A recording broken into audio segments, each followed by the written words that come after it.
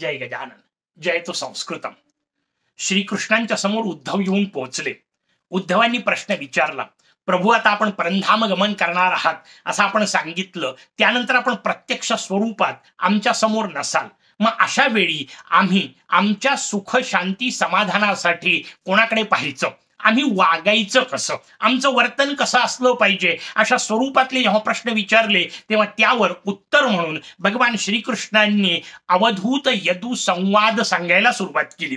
ही या संवादाची पार्श्वभूमी आहे. पण लक्षात घ्या, श्रीकृष्णांनी हा संवाद सांगायला सुरुवात केली असं आपण जेव्हा म्हणतो तेव्हा या मुद्द्याला अनेक प्रकारचे पैलू आहेत. ते पैलू आपल्याला व्यवस्थित समजून घेतले पाहिजे. म्हणजे या विषयाचं आणि एकूणच भारतीय ही जी उपदेशाची पद्धती आहे, शिक्षणाची जी पद्धती आहे, त्या पद्धतीचे सगळे पैलू आपल्या लक्षात येतील, त्याचं महत्व आपल्या लक्षात येईल. पहिला महत्वाचा मुद्दा, मुळात मला सांगा, ज्या भगवान श्रीकृष्णांनी भगवद्गीतेसारखं दिव्य तत्वज्ञान जगताला दिलं, त्या श्रीकृष्णांना उद्धवाला उपदेश करण्यासाठी अवधूत यदू संवाद नावाच्या दुसऱ्या संवादाचा आधार घेण्याची गरजच काय आहे? स्वतः भगवानच सांगू शकले असते ना, पण नाही सांगितलेलं. का नाही सांगितलेले व्यवस्थित लक्षात घ्या. तो भाव आपल्याला व्यवस्थित त्यातून कळला पाहिजे. त्यासाठी मी मुद्दाम आपल्याला एक विषय सांगतोय. लक्षात घ्या, श्रीकृष्णांनी भगवद्गीता सांगितलेलीच नाही. धक्कादायक वाक्य आहे ना, पण व्यवस्थित समजून घेऊ. का म्हणतोय मी ते समजून घ्या. श्रीकृष्णांनी भगवद्गीता सांगितली नाही असं जेव्हा आपण म्हणतो तेव्हा त्याचा अर्थ वसुदेव नंदन कृष्णांनी भगवद्गीता सांगितलेली नाही. देवकी नंदन श्रीकृष्णांनी भगवद्गीता सांगितलेली नाही. ज्यांना आपण नंदनंदन यशोदानंदन म्हणून म्हणतो त्यांनी भगवद्गीता सांगितलेली नाही. का म्हणतोय मी असं, त्याचं उत्तर आपल्याला लक्षात येईल. भगवद्गीता वाचली तर, अगदी वरवर जरी वाचली असली तरी आपल्याला लक्षात येईल, भगवद्गीतेमध्ये कुठेही श्रीकृष्णवाच असा उल्लेखच नाही. मग उल्लेख काय आहे?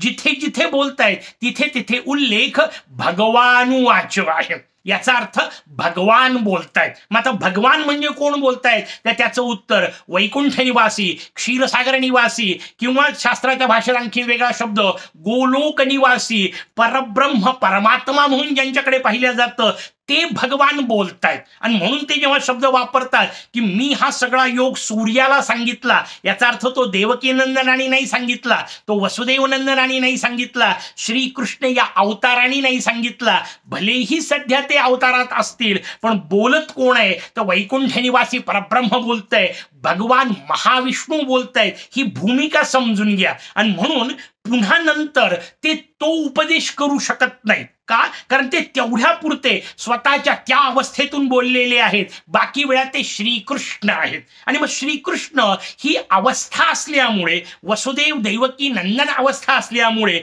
जो नियम भारतीय संस्कृतीने बाकी सर्वत्र पाळलेला आहे ना, तोच नियम भगवान श्रीकृष्ण पाळतात. आणि म्हणूनच ते भगवान आहेत. लक्षात घ्या, ते संस्कृतीची पद्धती तोडत नाहीत, त्या संस्कृतीनुसार सांगतात. कशी मजेदार रचना आहे भारतीय संस्कृतीची, भारतीय ज्ञान परंपरेची. ही रचना आपल्याला या निमित्ताने समजून घ्यायची आहे. जेव्हा केव्हा एखादा कोणीतरी माणूस कोणाला तरी जाऊन प्रश्न विचारतो की असं असं करायचंय, काय करू, किंवा अशी अशी समस्या माझ्या समोर आहे, मी काय करू, असा प्रश्न कुठल्याही पुराणात कुठल्याही ऋषीमुनींना किंवा उपदेशकर्त्यांना जेव्हा विचारलेला असतो तेव्हा एक ठरलेली पद्धत येते. कोणती? ते म्हणतात, हाच प्रश्न पूर्वी यांना विचारला होता, त्यांनी त्यांना जे उत्तर दिलं ते मी तुला सांगतो.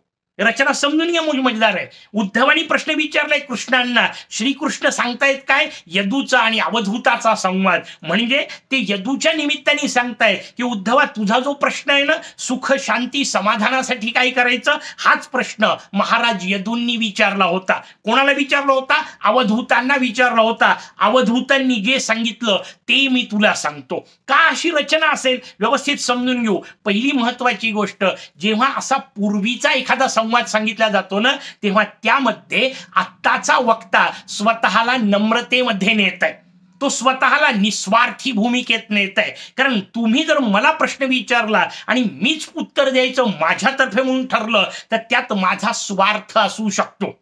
व्यवस्थित लक्षात घ्या, कारण त्या स्वार्थाच्या आधारे माणूस उत्तर देऊ शकतो. पण पूर्वी होऊन गेलेला संवाद सांगतोय, त्यांनी विचारलेले हे प्रश्न आहेत आणि त्यांना पूर्वीच्या वक्त्याने जे उत्तर दिले ते सांगतो. मी माझ्या जवळचं लावत नाही. ही जी भूमिका असते ना भारतीय वक्त्यांची, ती व्यवस्थित समजून घेतली पाहिजे. त्याच्याकरता फार सुंदर शब्द अथर्व शीर्षकारांनी वापरला, अनुचान. अनु म्हणजे मागोमाग, उचान म्हणजे म्हणणारे, पूर्वीच्या कुठल्या तरी गोष्टीच्या मागोमाग बोलणारे, आपलंच न लावणे हा भाव आहे त्याच्यामध्ये. आपली स्वतःची भूमिका न मांडणे, कारण त्या भूमिकेत मग अशी म्हटलं स्वार्थ असू शकतो. पूर्वीचा संवाद आहे. या वाक्यातून वेगवेगळे आणखीन पैलू येतात. पहिला महत्वाचा पैलू की आता तुला जे प्रश्न पडलेत ना ते तुलाच नवीन पडलेत असं नाही, हेच प्रश्न पूर्वी यांनाही पडले होते. याचा अर्थ तुझ्या समस्या काही नवीन आहेत असं नाहीये. ह्या समस्या चिरंतन चालत आलेल्या आहेत, आत्ता तुला पडल्या आहेत. आणि माणसाची प्रवृत्ती असते, आपल्यावर जे संकट आलं ते त्याला जगातलं सगळ्यात मोठं वाटतं. आणि त्याच्यामुळे या उपदेश पद्धतीत पहिल्यांदा तर त्याला ही शांतता दिलेली आहे, शाश्वती दिलेली असते की अरे असं नाहीये, तुझ्यावरच संकट आलं असं नाहीये, तुलाच समस्या आहे असं नाही. या समस्या जगामध्ये पूर्वीही अनेकांना येऊन गेल्या. त्याच्यावर पूर्वीच्या वक्त्यांनी एक उत्तर दिलेलं आहे.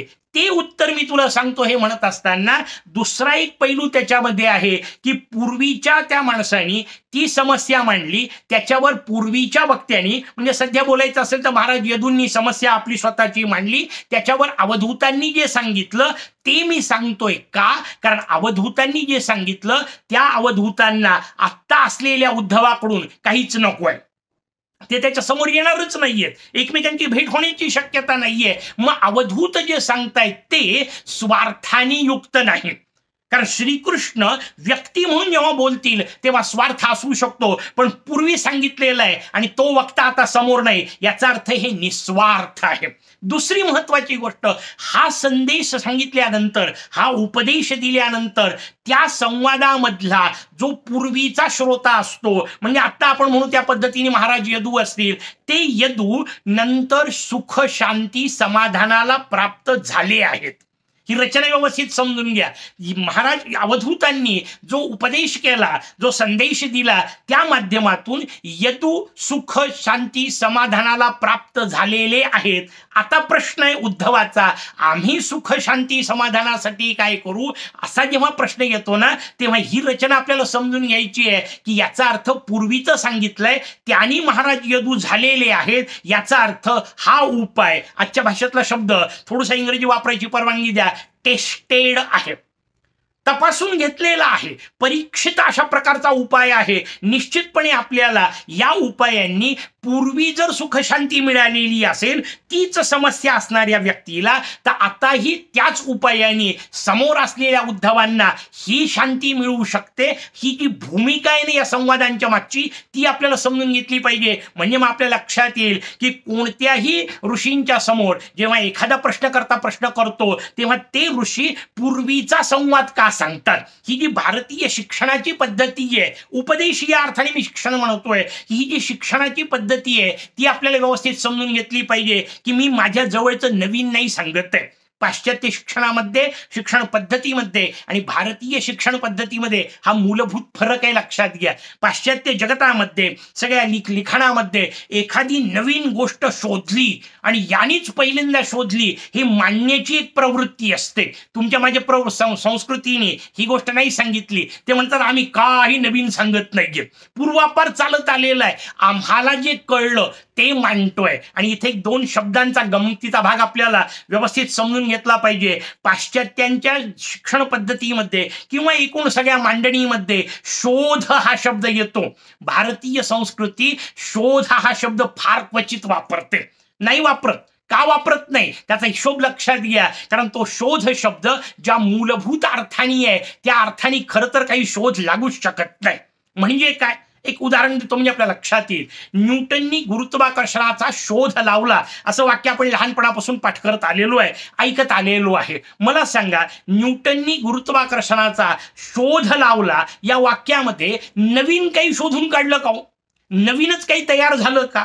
पूर्वी नसलेलं आहे का? न्यूटनच्या आधीचे सफरचंद वर थोडे जात होते, तेही खालीच पडत होते. मग नेमका झाला काय विषय? झाला विषय हा आहे की ते सफरचंद तुटलेलं खाली का पडतं याची कार्यकारण मीमांसा त्याच्या डोक्यात चालू होती. त्या मीमांसेने त्याच्या लक्षात आलं की पृथ्वीमध्ये एक आकर्षण करून घेण्याची शक्ती आहे, ज्याला गुरुत्वाकर्षण आपण म्हणतो, आणि म्हणून त्यांनी तो पहिल्यांदा विषय मांडला. लक्षात घ्या, वाक्य कसं असायला पाहिजे. न्यूटनला गुरुत्वाकर्षणाचा शोध लागला किंवा त्यांनी लावला, हे वाक्य तितकं बरोबर नाही. वाक्य शुद्ध असायला पाहिजे, न्यूटनला गुरुत्वाकर्षणाचा बोध झाला.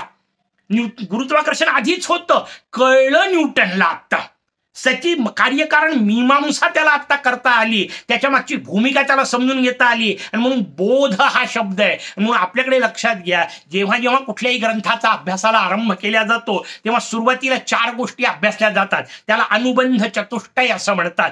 अर्थात आता हा आपला विषय नाहीये. ज्यांना हा विषय अत्यंत व्यापक रीतीने समजून घ्यायचा आहे त्यांनी आपल्या याच चॅनलवर गिरवाणवाणीवर असलेली वेदांत साराची निरूपण मालिका आहे ती ऐका. म्हणजे तिथे हा विषय अत्यंत व्यापक पद्धतीने आपल्या समोर आलाय. मला सांगायचंय, या अनुबंधामध्ये संबंध नावाची गोष्ट असते. याचा अर्थ जो ग्रंथ आपण घेतलाय तो आणि आपल्याला जे मिळवायचंय ते यांचा संबंध काय, तर शब्द वापरले असतो बोध्य, बोधक संबंध.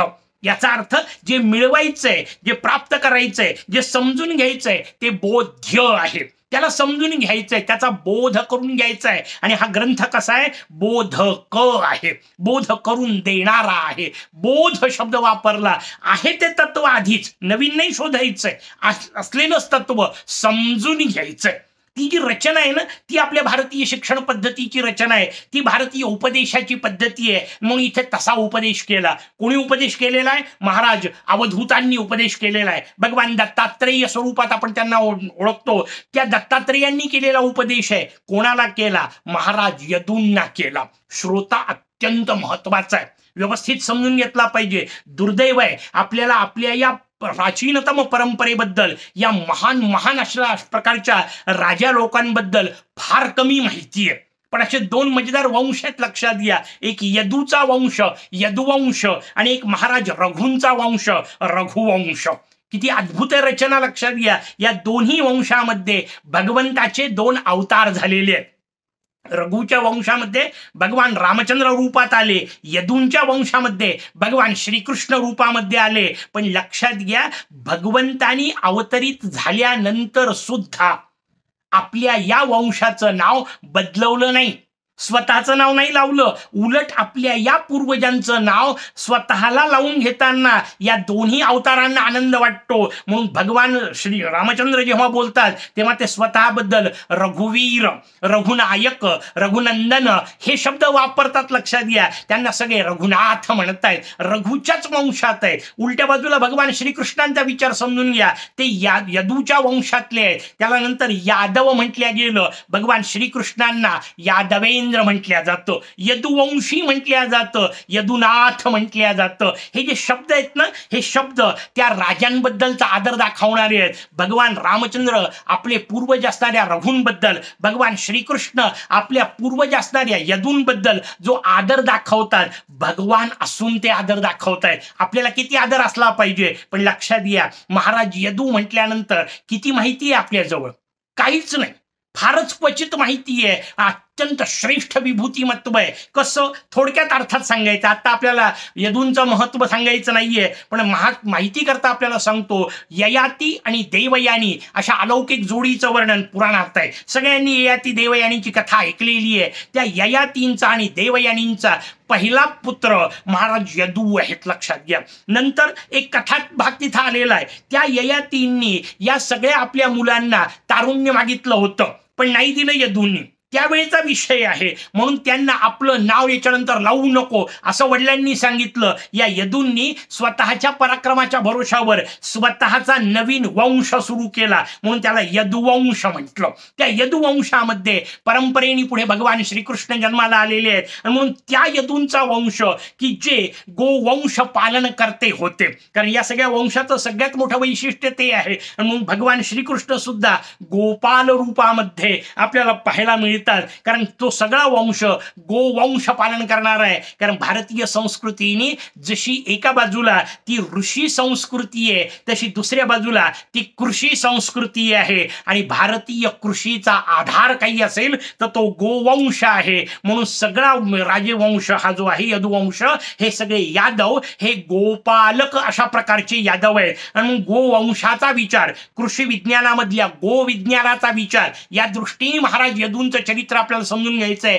ते महाराज यदू अत्यंत संपन्न असणारे, समृद्ध असणारे, सम्राट पदावर असणारे ते महाराज यदू अवधूतांकडे पाहतायत. आणि इतका श्रेष्ठ सम्राट असलेला राजा अवधूतांच्या समोर आल्यानंतर, ज्यांच्या अंगावर लंगोटी शिवाय काही नाही, नतमस्तक होतोय, दंडवत घालतोय. भारतीय संस्कृतीचं हे वैभव आहे, लक्षात घ्या. सोन्या चांदीनी लदबदलेला रत्नजडित मुकुट धारण करणारा राजा लंगोटीधारी ऋषीच्या चरणाशी बसतो. ही भारतीय संस्कृतीची महत्ता आपल्याला समजून घ्यायची आहे. अवधूत समोर येऊन पोहोचले, त्यांच्याकडे राजा रघु आकर्षित झालेत. कशामुळे आकर्षित झाले, काय नेमकं त्यांना असं दिसलं की जे रघुजवळ सम्राट असून नव्हतं आणि अवधूतांच्या जवळ होतं. पुढच्या भागात, तोपर्यंत जयतु संस्कृतम.